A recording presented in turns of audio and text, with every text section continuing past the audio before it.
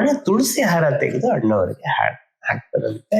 ಅಣ್ಣವ್ರು next day ಇಂದ ಅವರ room ಅನ್ನ ಚೇಂಜ್ ಮಾಡಿ 1.5 ಕಿಲೋಮೀಟರ್ ಆಚೆಗಿನ ಗೆಸ್ಟ್ ಹೌಸ್ ನಲ್ಲಿ ಅವ್ರು ಯೋಗಾಸನ ಕಂಡು 50 ಅಂಬಡ ಇಲ್ವಾ ನಮಗೆ ಎಷ್ಟು ಎಕ್ಸಾಕ್ಟ್ ಕಾರನ್ ತಂದು ನಿಲ್ಸೋದನ್ನು ಡ್ಯೂಕ್ ಕೂಡ ಹಂಗೆ ನಿಲ್ಲಿಸ್ತಾರೆ. ಈ ವಿಡಿಯೋದಲ್ಲಿ ಡಾಕ್ಟರ್ ರಾಜ್ಕುಮಾರ್ ಅವ್ರಿಗಿದ್ದ ಕನಸಿನ ಬಗ್ಗೆ, ಕಾರ್ ಕ್ರೇಜ್ ಬಗ್ಗೆ, ಹಾಗೆ ಇನ್ನು ಕೆಲವು ವಿಷಯಗಳ ಬಗ್ಗೆ ತಿಳಿಸ್ಕೊಡ್ತಾ ಇದ್ದಾರೆ ಹಿರಿಯ ಸಿನಿಮಾ ಪತ್ರಕರ್ತರು ಹಾಗೂ ಖ್ಯಾತ ಸಿನಿ ತಜ್ಞರು ಆದ ಶ್ರೀಯುತ NS ಶ್ರೀಧರ್ ಮೂರ್ತಿ ಅವರು. ಬನ್ನಿ ಕೇಳೋಣ. ಶ್ರೀನಿವಾಸ್ ಕಲ್ಯಾಣ ಸಿನಿಮಾ ಮಾಡುವಾಗ ಅಣ್ಣವ್ರಿಗೆ ಒಂದು ಕನಸು. ಆ ಕನಸಲ್ಲಿ ಅವ್ರು ಇನ್ನೂ ನಾಟಕ ರಂಗಭೂಮಿ ಕೂಡ ಬಂದಿರ್ಲಿಲ್ಲ, ಆಗ್ಬಿದ್ ಕನಸು. ಅವ್ರು ಯಾವಾಗ್ಲೂ ಹೇಳ್ತಾ ಇದ್ ಸೊ ಇಷ್ಟು ಎತ್ತರದ ಆಳೆತ್ತರದ ವೆಂಕಟೇಶ್ವರ ಒಂದೊಂದೇ ಸರವನ್ನ ತೆಗೆದು ಅಣ್ಣವ್ರಿಗೆ ಯಾವ ಸರ ಹಾಕ್ಲಿ ನಿಮ್ಗೆ 12 ವರ್ಷದ ಹುಡುಗನ ಇದ್ದ ಕನಸು. ಕೊನೆ ತುಳಸಿ ಹಾರ ತೆಗೆದು ಅಣ್ಣವ್ರಿಗೆ ಹಾಕ್ತಾರಂತೆ. ಇದು ಆಗುವಾಗ ಅಣ್ಣವ್ರ ಮನಸ್ಸಲ್ಲಿ ಈ ಕನಸು ಬಹಳ ಕಾಡ್ತಾ ಇತ್ತು. ಕಳ್ಳಿನ ಕರೆ ಶೂಟಿಂಗ್ ಆಗುವಾಗ ನಾಗೇಂದ್ರ ಅವ್ರ ಜೊತೆ ಪಾತ್ರ ಮಾಡ್ತಾ ಇದ್ರು. ನಾಗೇಂದ್ರ ಅವರಿಗೆ ಹೇಳಿದ್ರು, ಹಿಂಗೊಂದು ಕನಸು ಬಿದ್ದಿತ್ತು ನನಗೆ ಅಂತ. ನಾಗೇಂದ್ರ ಅವರು ಅದು ಹಂಗಾದ್ರೆ ಶ್ರೀನಿವಾಸ್ ದೇವ್ರ ಪಾತ್ರ ನೀನ್ ಮಾಡ್ಬೇಕು ಅನ್ನೋದು ಆಶಯ, ಅದು ನೀನ್ ಮಾಡ್ಬೇಕು ಆ ಪಾತ್ರನ. ಹಿಂಗ್ ಶ್ರೀನಿವಾಸ್ ಕಲ್ಯಾಣ ಉಟ್ಕೊಂಡು ಇದರಲ್ಲಿ ಬಾಲಾಜಿ ಪಾತ್ರ ಪೌಡಿಸು ಪರಮಾತ್ಮ ಹಾಡು SP ಹತ್ರ ಹಾಡಿಸ್ಬೇಕು ಅಂತೇಳಿ ಇಲ್ಲ ಟ್ಯೂನ್ ಆಗಿತ್ತು. ಟ್ಯೂನ್ ಆದ್ಮೇಲೆ ಅವಾಗೆಲ್ಲ ಸ್ಟುಡಿಯೋ ಕಾನ್ಸೆಪ್ಟ್ ಇನ್ನು ಬೇರೆ ಇದ್ದಿದ್ದರಿಂದ ಟೇಪ್ ರಿಕಾರ್ಡ್ ಅಲ್ಲಿ ಅದನ್ನು ಕೇಳ್ಕೊಂಡು ಬಂದ್ರೆ ಅದಕ್ಕೇನೋ ಟೇಪ್ ರೆಕಾರ್ಡಿಂಗ್ ಸರಿಯಾಗಿರ್ಲಿಲ್ಲ ಅನ್ಸುತ್ತೆ.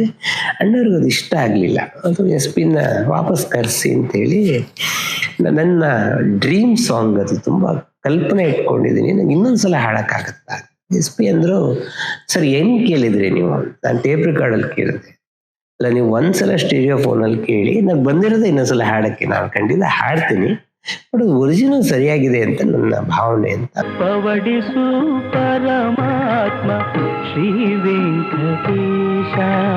ಆಮೇಲೆ ಸ್ಟುಡಿಯೋಗೆ ಹೋಗಿ ಸ್ಟೀರಿಯೋದಲ್ಲಿ ಕೇಳಿದಾಗ ಅಣ್ಣವ್ರು ದಯಮಾಡಿ ನನ್ನ ಕ್ಷಮಿಸ್ಬಿಡಿ ಅಂತ SP ಅವ್ರಿಗೆ ಹೇಳ್ತಾರೆ. ಅಂದ್ರೆ ಇನ್ನೊಬ್ರು. ಆಮೇಲೆ B ಸರೋಜ ದಿವಸ ಘಟನೆ ಹೇಳ್ತೀನಿ ನಾನು. ನ್ಯಾಯದೇವರು ಸಿನಿಮಾ ಮಾಡುವಾಗ ಅಣ್ಣವ್ರು ಬೆಳಗಿನ ಜಾವ 4 ಗಂಟೆಗೆ ಎದ್ದು ಯೋಗಾಸನ ಎಲ್ಲ ಮಾಡೋರು. ಅವಾಗೆಲ್ಲ ನೈಟ್ ಶೂಟಿಂಗ್ಗಳಿದ್ರಿಂದ ರಾತ್ರಿ ಬಹಳ ಹೊತ್ತಾಗೋದು. ಸರೋಜಾದೇವಿ ಅದು ಒಂದ್ಸಲ ಹೇಳ್ಬೇಕೋ ಬೇಡೋ ಅನ್ಕೊಂಡು, ಅಣ್ಣವ್ರೆ ನನ್ಗೆ ಬೆಳಗ್ಗೆ 4 ಗಂಟೆಗೆ ನೀವು ಡೋರ್ ಓಪನ್ ಮಾಡೋದೆಲ್ಲ ಶಬ್ದ ಆಗತ್ತೆ, ಡಿಸ್ಟರ್ಬ್ ಆಗುತ್ತೆ, ಒಂದು 6 ಗಂಟೆ ಮೇಲೆ ಯೋಗ ಮಾಡಿ, ಅದೇನ್ 4 ಗಂಟೆಗೆ ಮಾಡ್ಬೇಕು ಅಂತೇಳಿ ಅಣ್ಣವ್ರು ನೆಕ್ಸ್ಟ್ ಡೇ ಇಂದ ಅವರ ರೂಮ್ ಅನ್ನ ಚೇಂಜ್ ಮಾಡಿ 1.5 ಕಿಲೋಮೀಟರ್ ಆಚೆಗಿನ ಗೆಸ್ಟ್ ಹೌಸ್ ನಲ್ಲಿ ಅವ್ರು ಯೋಗಾಸನ ಕಂಡು. ಅಂದ್ರೆ ಇನ್ನು ಕಲಾವಿದೆಗೆ ತೊಂದರೆ ಆಗ್ಬಾರ್ದು ನಾನ್ ಮಾಡೋದು ಅನ್ನುವ ಎಚ್ಚರ ಅವ್ರಿಗೆ ಬಹಳ ಅದ್ಭುತವಾಗಿ. ಆಮೇಲೆ ಹರಿಣಿಯವರು ಒಂದು ಘಟನೆ ಹೇಳೋರು. ನನಗೆ ಈ ಘಟನೆ ಅಣ್ಣವರು ಹೇಳಿದ್ದಾರೆ. ಅವರು ನಾಂದಿ ಸಿನಿಮಾ ಮಾಡುವಾಗ ಅಲ್ಲೊಂದು ಅಂಗಡಿಯಿಂದ ಅಂಬಡೆ ತರಿಸೋರು, ಬಿಸಿ ಅಂಬಡೆ 11 ಗಂಟೆಗೆ.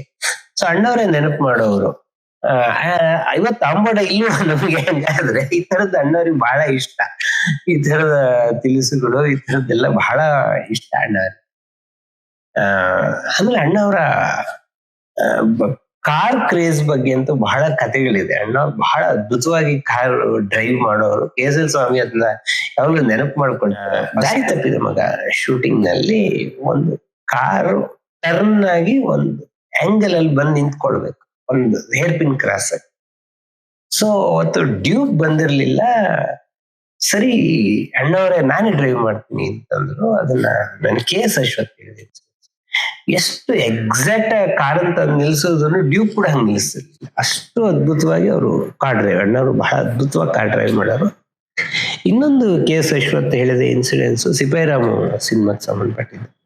ಅದರಲ್ಲಿ ರೈಫಲ್ ಯೂಸ್ ಮಾಡುವ ಸೀನ್ಗಳು ತುಂಬಾ ಇದೆ. ಹಂಗಾಗಿ ಪ್ಯಾರಾಮಿಲಿಟರಿ ಅವ್ರನ್ನ ಕರೆಸಿದ್ರು. ರೈಫಲ್ ಹೆಂಗ್ ಹಿಡಿಬೇಕು, ಹೆಂಗ್ ಶೂಟ್ ಮಾಡ್ಬೇಕು ಇತ್ಯಾದಿ ಇತ್ಯಾದಿ. ಸೊ ಅದರಲ್ಲಿ ಹಿಂಗೆ ಕಂಠೀರವ ಸ್ಟುಡಿಯೋದಲ್ಲಿ ರೈಫಲ್ ಇಟ್ಬಿಟ್ಟು 150 ಅಡಿ ಎತ್ತರದಲ್ಲಿ ಒಂದು ಬಾಟ್ಲಿ ಇಟ್ಬಿಟ್ಟು ಅದನ್ನು ಹೊಡಿಬೇಕು ಅಂತ ರೈಫಲ್ನವ್ರು ತುಂಬಾ ಜನ ಟ್ರೈ ಮಾಡಿದ್ರು, ಯಾರಿಗೂ ಅದು ಆಗ್ಲಿಲ್ಲ. ಕೊನೆಗೆ ಅಣ್ಣವ್ರು ಕೊಡಿ ರೈಫಲ್ನ ಅಂತ ತಗೊಂಡು ಒಂದೇ ಶಾಟಿಗೆ ಅದನ್ನು ಹೊಡೆದ. ಆ ರೈಫಲ್ ಅವ್ರಿಗೆಲ್ಲ ಆಶ್ಚರ್ಯ, ಅಂದ್ರೆ ಇವ್ರು ರೈಫಲ್ ಟ್ರೈನಿಂಗ್ ಆಗಿಲ್ಲ, ಅವ್ರು ಹೆಂಗ್ ಹೊಡೆದ್ರು ಅಂತ ಹೇಳಿ. ಕೆ ಎಸ್ ಅಶ್ವಥ್ ಇನ್ಸಿಡೆನ್ಸ್ ಹೇಳೋರು, ಅದು ಏಕಾಗ್ರತೆ, ಅವ್ರ ಅಣ್ಣವ್ರಿಗಿದ್ದ ಏಕಾಗ್ರತೆ. ಹಂಗಾಗಿ ಅವ್ರು ಅಂತಹ ಅದ್ಭುತ ಪಾತ್ರಗಳನ್ನ ಮಾಡಿಸೋದಕ್ಕಾಯ್ತು ಅಂತ. ನಾನೊಂದ್ಸಲ ಅಣ್ಣವ್ರನ್ನ ಹಿಂಗೆ ಇಂಟರ್ವ್ಯೂ ಮಾಡುವಾಗ ಕೇಳಿದ್ದೆ, ನೀವ್ ಹೆಂಗ್ ಪ್ರಿಪೇರ್ ಆಗ್ತೀರಿ ಸರ್ ಒಂದು ಪಾತ್ರಕ್ಕೆ ಅಂತ. ಇದು ಯಾವ ಪತ್ರಕರ್ತ ಬಹಳ ಕುತೂಹಲಕ್ಕೆ ಕೇಳೋ ಪ್ರಶ್ನೆ. ಅವರು ನಂಗೆ ಹೇಳಿದ್ರು, ಅಲ್ಲ ಶ್ರೀಧರ ಮೂರ್ತಿಗಳೇ, ನಾನು ಅಭಿನಯ ಮಾಡ್ತೀನಿ ಅಂತ ನೀವು ಅನ್ಕೊಂಡಿದ್ರೆ ನಿಜವಾಗ್ಲೂ ಅಲ್ಲ. ನಾನೊಂದು ಪಾತ್ರ ಮಾಡಬೇಕಾದ್ರೆ ಆ ಪಾತ್ರಗಳೇ ನನ್ನ ಎದುರಿಗೆ ಬಂದ್ಬಿಡುತ್ತೆ, ನಾನು ಅದನ್ನ ಅನುಕರಣೆ ಮಾಡ್ತೀನಿ ಅಷ್ಟೆ. ಚೆನ್ನಾಗಿ ಮಾಡಿದಾಗ ಅವು ಬೆಂಚ್ ಅಪ್ಪುರಿಸ್ತವೆ, ತಪ್ಪು ಮಾಡಿದಾಗ ಕೆಕ್ಕರ್ಸ್ಕೊಂಡು ನೋಡ್ತವೆ. ಸೊ ಆಗ ನನ್ನ ಫಜೀತಿ ನೀವು ನೋಡಕ್ಕಾಗಲ್ಲ. ನಾನು ಅಭಿನಯಿಸಿದೆ ಅನ್ನೋದೇ ಸುಳ್ಳು, ಪಾತ್ರಗಳು ನನ್ನ ಅಭಿನಯಿಸೋ ಹಾಗೆ ಮಾಡುತ್ತೆ. ಯಾವ ಕಲಾವಿದ ಹೇಳ್ಬೋದು, ಅದು ಬಹಳ ದೊಡ್ಡ ಮಾತಿದೆ. ಅದು ಅಣ್ಣವರು ಒಂದು ಪ್ರಶ್ನೆ ಹೇಳಿದ್ರು, ನಂಗೊಂದು ಬಹಳ ಕುತೂಹಲಕಾರಿ ಇದು ಅಂದ್ರೆ, ನಂಗೊಂದು ಆಸೆ ಇದ್ರೆ ನಿಮ್ಮ ಡ್ರೀಮ್ ರೋಲ್ ಅಂತಿರುತ್ತಲ್ಲ, ಸೊ ನೀವು ಮಾಡ್ಲಿಕ್ಕೆ ಆಗ್ಲಿಲ್ಲ, ಅದೊಂದು ಪಾತ್ರ ಇದೆ ಅಂತ, ಸರ್ ಅಂಥದ್ದು ರೋಲ್ ಯಾವುದು? ನನಗೆ ನನ್ನ ಮನ್ಸಲ್ಲಿದ್ದು ಅವ್ನು ನೃಪತುಂಗ ಮಾಡೋಕ್ಕಾಗ್ಲಿಲ್ಲ, ಅಥವಾ ಅಂಬರೀಷ ಮಾಡೋಕ್ಕಾಗ್ಲಿಲ್ಲ, ಅಥವಾ ಇನ್ಯಾವುದೋ ದೊಡ್ಡ ಕ್ಯಾರೆಕ್ಟರ್ ಮಾಡೋಕ್ಕಾಗಿಲ್ಲ.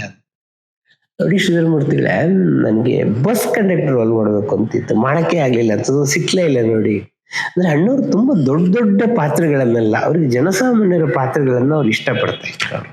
ಸೊ ನಂಗೆ ಈ ಥರದ ಉತ್ತರ ನಿರೀಕ್ಷೆ ಕೂಡ ಮಾಡಿರ್ಲಿಲ್ಲ. ಅಂದ್ರೆ ಅವರು ಸ್ವಭಾವ ಏನು ಅನ್ನೋದು ನಮ್ಗೆ ಗೊತ್ತಾಯ್ತು. ಕಲಾಚಂದನ ಯೂಟ್ಯೂಬ್ ಚಾನೆಲ್ನ ಸಬ್ಸ್ಕ್ರೈಬ್ ಮಾಡಿ, ಲೈಕ್ ಮಾಡಿ, ಶೇರ್ ಮಾಡಿ, ಬೆಲ್ ಐಕಾನ್ ಒತ್ತೋದನ್ನ ಮರಿಬೇಡಿ.